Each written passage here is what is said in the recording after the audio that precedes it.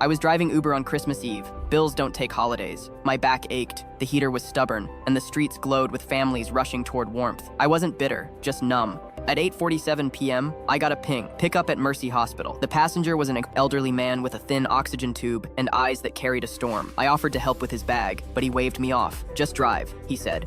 His destination, Street Anthony's Cemetery. My chest tightened. At this hour, he nodded. My wife's there, 53 years married. She hated when I was late.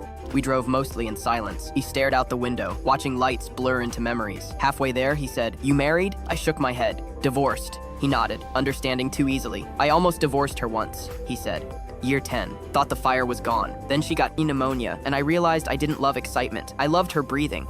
When we reached the cemetery gate, he asked, "Can you wait 5 minutes? It's cold. I won't be long." I said yes. He shuffled out with the bag, small, worn leather. 5 minutes turned to 15. I was about to step out when I saw him kneeling, hands shaking as he placed a candle and a single wrapped gift on the headstone. He stayed there, lips moving in conversation only he and the night could hear. When he returned, his eyes were wet but lighter. "She used to say I never talked enough," he chuckled. "I'm making up for lost time."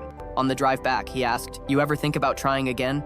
I hesitated. "Sometimes. Feels too late." He smiled. "You know what my wife used to say about that? Too late is something people say when they're scared the beginning won't look like the movies. But real love doesn't start with violins. It starts with groceries, bills, and someone willing to stay when the heater breaks." And we pulled up to his house. Before he got out, he handed me a card from his bag. "Merry Christmas," he said. Inside was $20 and a note written in careful pen. "For gas and courage." I still drive weekends, but I keep that card in my visor. On the back, I've added my own line in pencil, "For second chances." Sometimes I take long detours just to pass by Street Anthony's. I slow down near the gate, nod to the night, and whisper, "Thank you, sir."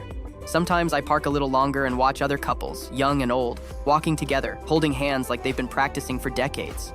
I remember the smell of the pine candles and the faint cold of December air that night, how it felt sacred, like witnessing a small miracle in motion. Some nights, I call my own estranged father just to say hello, remembering the courage it took to accept love late in life. Other passengers, unaware, share their own quiet stories, and I listen, thinking that everyone carries a graveyard of memories they visit alone.